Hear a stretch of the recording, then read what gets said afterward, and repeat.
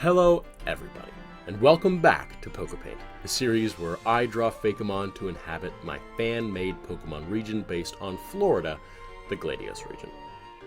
We are finally back. I know it's been a really long time since our last upload, like a month and a half, and an even longer time since the last episode of Poképaint, but thankfully, I'm finally back here today with a new episode for you all.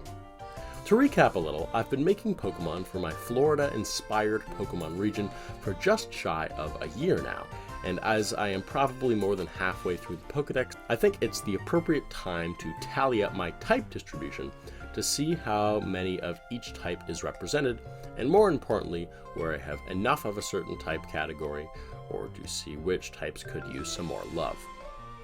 In my experience, I find that a well-balanced Pokédex should not necessarily represent each type evenly, rather there should be a range of how many Pokemon in an individual type there should be, with a certain percentage being considered too few and a certain too many.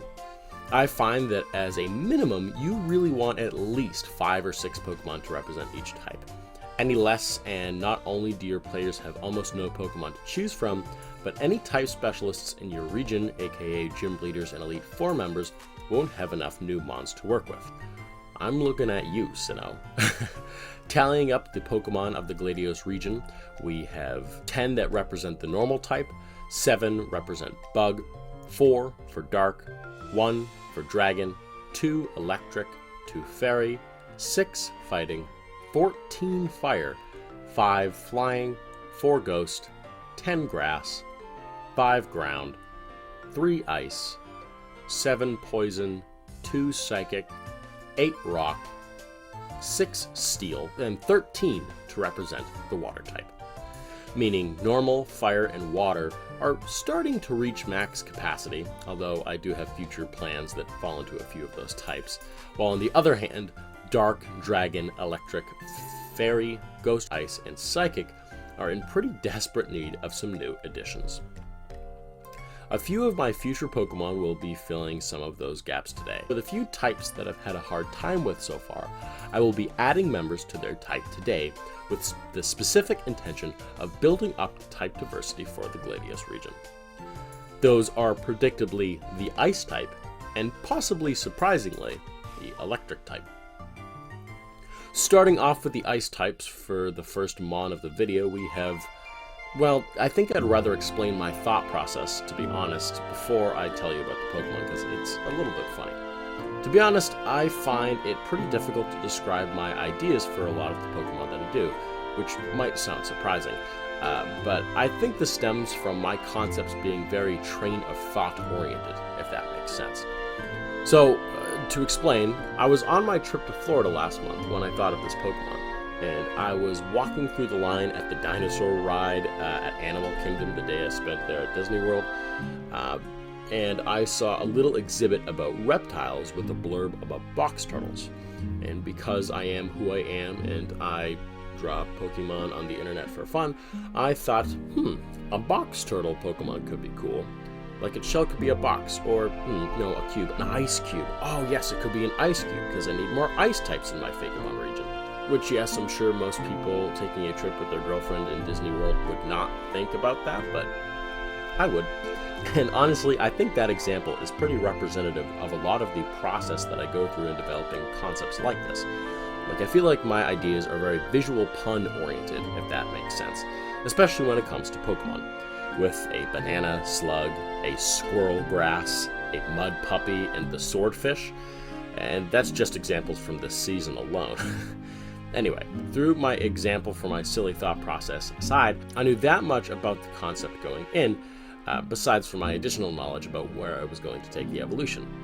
I knew that it was going to have an ice cube as a shell by the time I started drawing it, and I added some red accents to hint at its evolution and the extra type it would get. And I even had this cute idea that when a group of these Pokemon would get together, they might close up in their ice cube shells and float on top of the water like a group of ice cubes in a drink.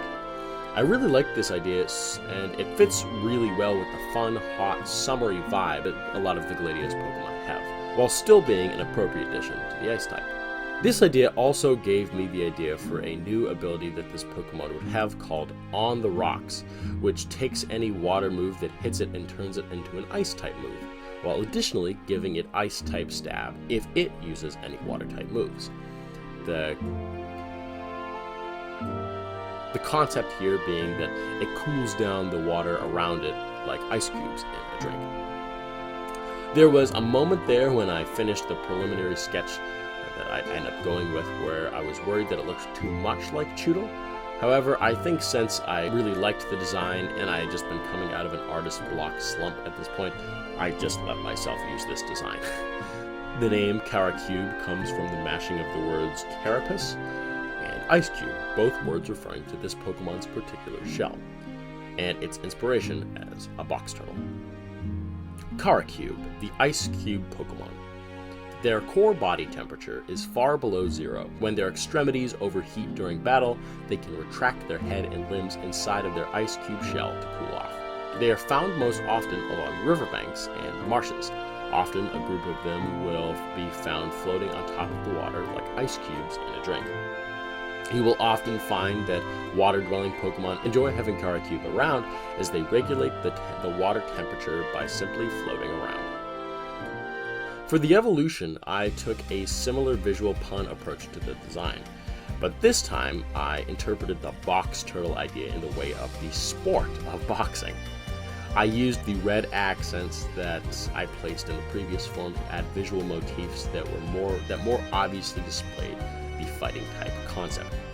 Using the red, I gave it sort of boxing glove type fists and created a heavy unibrow that in a way resembled the upper section of those red padded boxing helmets that you see sometimes.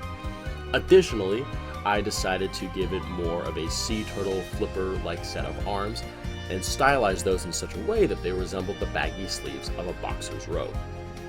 Wanting to keep the ice-type motifs through to the end, I also give it a ridged ice shell and a sort of horn/shark fin styled bit on the top of its head, just to give it a more vague reptilian monster type look, as I wanted this to be far less immediately recognizable as a turtle, both because I really like those vague Pokemon designs that make them feel more like a monster and less like a superpowered animal, and also because since the first form looked so much like Chewtle, I really wanted to differentiate it from Dreadnought. Its name, Turtustle, comes as a portmanteau of turtle and tussle, meaning to fight.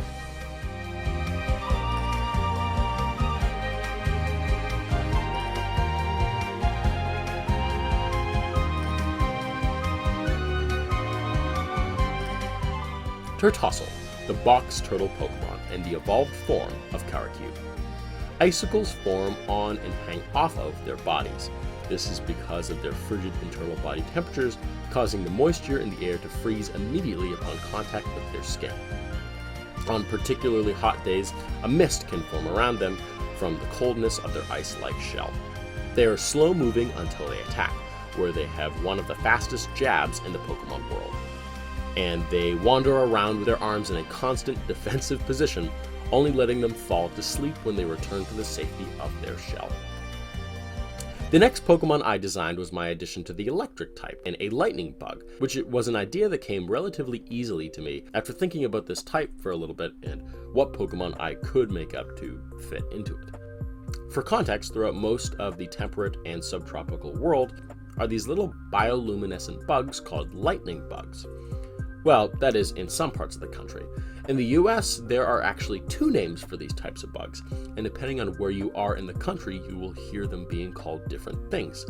Up in New Hampshire, where I'm from, we call them fireflies, which by my understanding is the more common international name of the bug. But in the deep south, where Florida is, lightning bug is by far the more common name for them. Who knows? If I ever revisit my idea for a New England region like I plan to do, I might make a fire-type regional form for these bugs.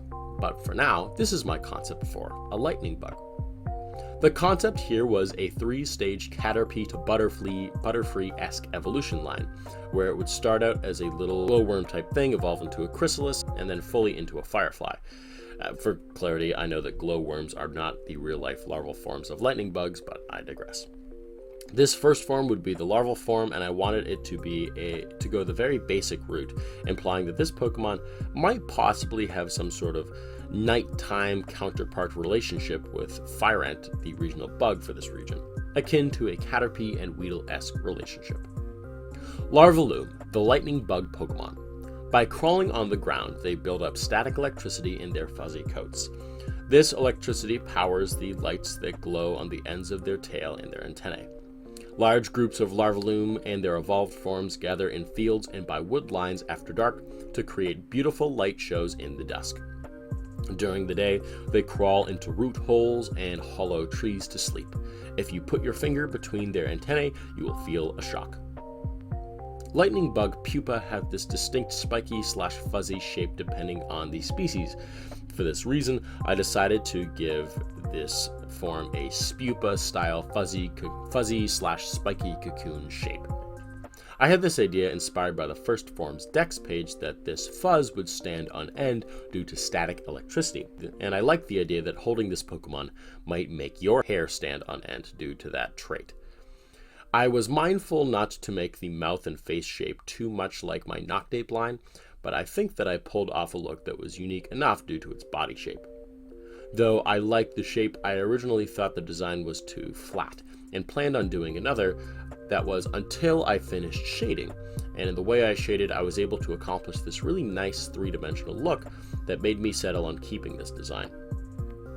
I gave it dark thunder markings these dark thunder markings under its eyes, both to start a motif that would be developed into the final form into the shape of its wings, but also to hint at this charging concept that I had for this design.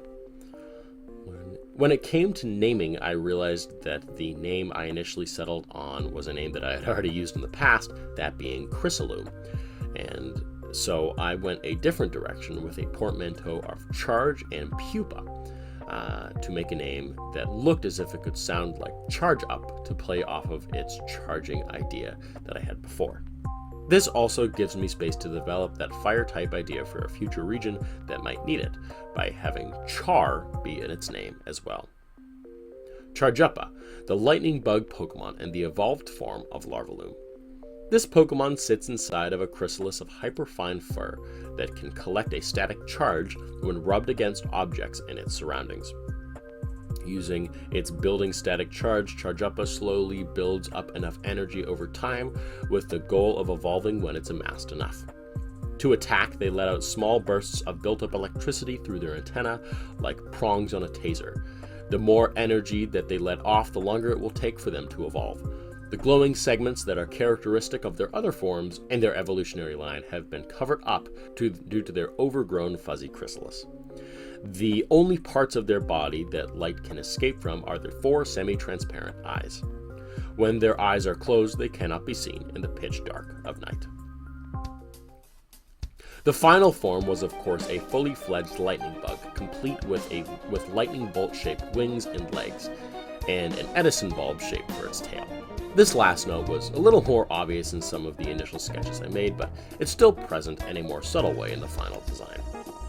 This was the first one that I did in the evolutionary line, actually, and that may become obvious when seeing certain aspects of the design, like the lack of the extra eyes and the lack of the glow-tipped antenna. Surprisingly, though, I actually really like these missing pieces in the design, as I feel like for bug-type Pokemon, it's easier and sometimes a lot better to keep those individual forms that much different from one another, as there's that concept of metamorphosis that's present in many of these bug designs. Who knows? In the future, I might go back and add an extra set of eyes or change the antenna, but for now, I really like my final version. But who knows? That might have something to do with the fact that I just needed to get a video out, and as I've spent a month and a half on this single video already. Its name comes from lamp and beetle, while also sounding similar to the scientific name Lampidle.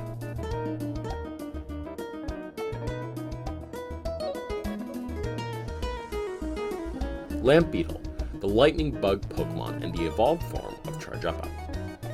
The fine fur on their bodies are so sensitive that they can build up static electricity through friction with the air as they fly. The level of brightness given off by their tail bulbs and wings is indicative of their power levels, and the brighter the bulb, the more energetic they will often be. They come out at dusk and flutter about in the air, making light shows for their young. When they attack, they release powerful electric charges through their prong-like antenna.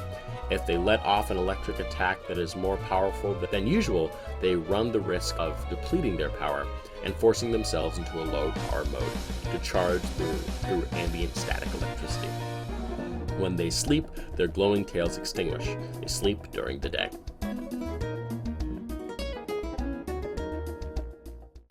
So here are my additions to the ice and electric types, two types that, up until now, had been in desperate need of additions in the Gladius region. I actually had a few more concepts, one for a manatee Pokemon that would be either an ice and psychic or ice and fairy type, along with another psychic type that I decided to save for the Evil Team video. However, frankly, I also just kind of ran out of time for this, so I decided that these concepts could be left for another day. For now, I'm really happy with the Pokemon that I finished for this episode of Poképaint. I feel like pushing yourself through those sort of artist block situations can actually give you some really interesting designs that can end up being some of your favorites, and I think that might just be the case today. Now that I'm back into the swing of things, in the near future I plan to get back on a sort of bi-weekly schedule, with the hopes of returning to a near-weekly schedule sometime before the end of the year. But a mix of tackling too many projects at once and stressing over trying to keep myself on that strict weekly schedule is something that I'm going to try and avoid in the future by giving myself more time to make higher quality entries that I'll be a lot more proud of, and also to pepper in some minor projects like the Realistic 151 wherever I have spare time between the main uploads. I also might experiment with a bulk production approach like what I've been doing with my DIY prop culture builds this summer, with other projects like History of the Future, because I know how much some of you have been itching for another entry in those series. Although, maybe that's not such a good idea because I've been working on that series since March and it's still not out. But anyways, I'm getting ahead of myself. That, after all, was the sort of thought process that burnt me out in the first place, so for now, I'm just going to take it project by project. But as always, thank you to my patrons STE, Alan Michael White, R.O. Bolt, and Griffin, who stuck around despite the lack of a full video this month. If you want early access to my videos as well as art updates and general updates that can be useful, especially when I pull a classic John no longer exists move like I did this June, being a member over on Patreon can give you some peace of mind that I'm still around. So thank you again to my patrons for your continued financial support, and thank you all for watching and waiting. It truly means the world. As always, if you like this video, then leave a like, and if you want to see more like it, then subscribe, and turn on the bell to get notified when I upload next.